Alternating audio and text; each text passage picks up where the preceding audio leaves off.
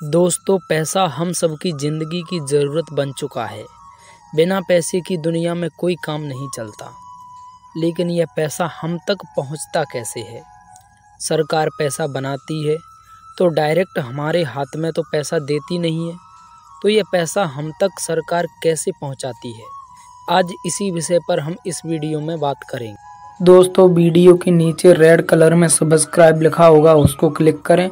उसके बाद ऑल वाले ऑप्शन को क्लिक करें। हमने एक दिन मजदूरी करी या फिर किसी कंपनी में काम किया, तो कंपनी में तो महीने की पगार महीने में मिलती है, लेकिन मजदूरी का पैसा प्रतिदिन हमें मिल जाता है। आपने किसी के घर मजदूरी करी तो मजदूरी का पैसा एक दिन का घर मालिक एक ही दिन में दे देता है, लेकिन घर मालिक के पास वह पैसा कहाँ से आया? घर मालिक भी किसी कंपनी में या कहीं भी काम करता है तो वह कंपनी उस घर मालिक को पैसा देती है, लेकिन यह पैसा फिर कंपनी के पास कहाँ से आया? तो दूसरी कंपनियों के लिए वह कंपनी माल बनाती है।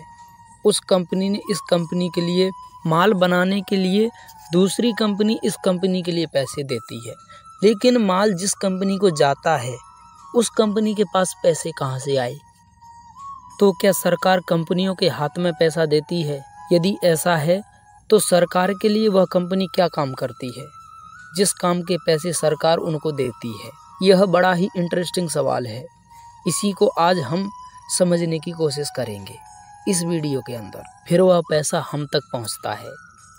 जैसे हमारा भी बैंक में अकाउंट है, हर किसी का बैंक में अकाउंट है, तो बैंक के जरिए ये पैसा हम तक पहुंचता है, एटीएम से या किसी भी जरिए से, लेकिन बैंक ही उस पैसे को हमारे तक पहुंचाती है।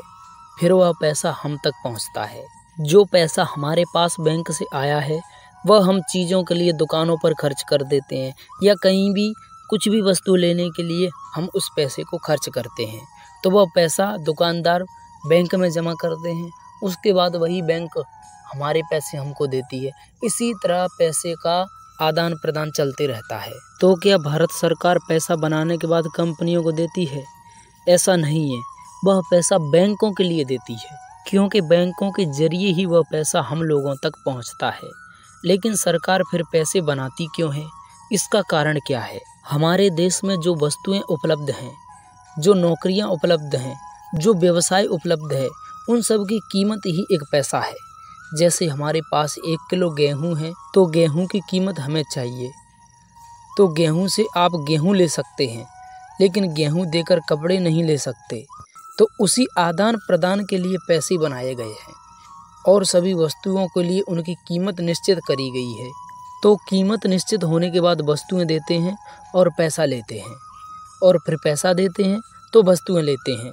इस प्रकार से ये आदान प्रदान पैसों के जरिए चलता रहता है। लेकिन पैसा बनाने का कारण ये है कि जितनी वस्तुएं हमारे देश में उपलब्ध हैं उतना हमारे देश में पैसा भी होना चाहिए।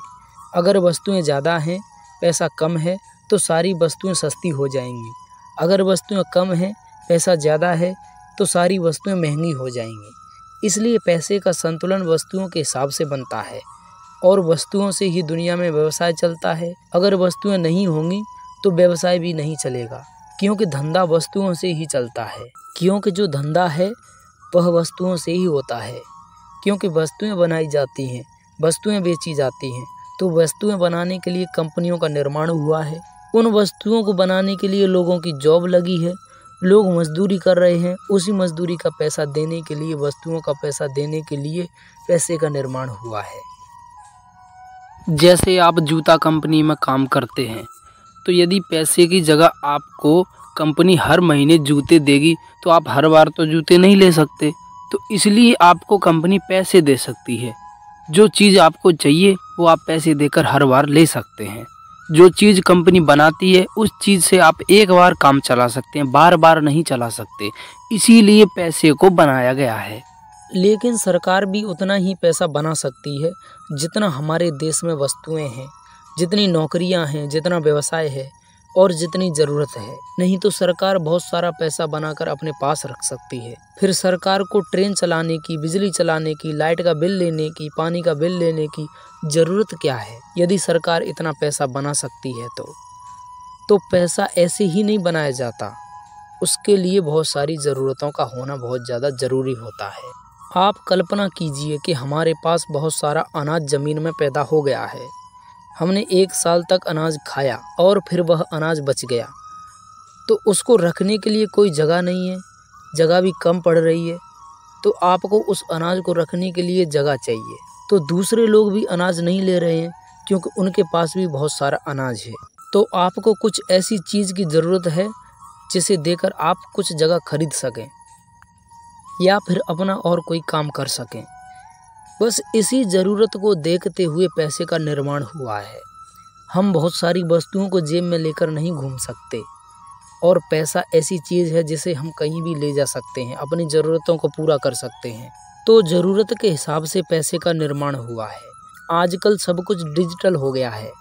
हम मोबाइल से पैसा भेजते हैं, मोबाइल से पैसा खर्च करते हैं। तो अब पैसे के लिए भी बहुत सारी सुविधाएं हमारे देश में उपलब्ध हैं। अगर वीडियो पसंद आए तो चैनल को प्लीज़ सब्सक्राइब ज़रूर करो ऐसी ही इंटरेस्टिंग वीडियो के लिए। और मुझे उम्मीद है इस वीडियो से आपको कुछ नया सीखने के लिए ज़रूर मिला होगा।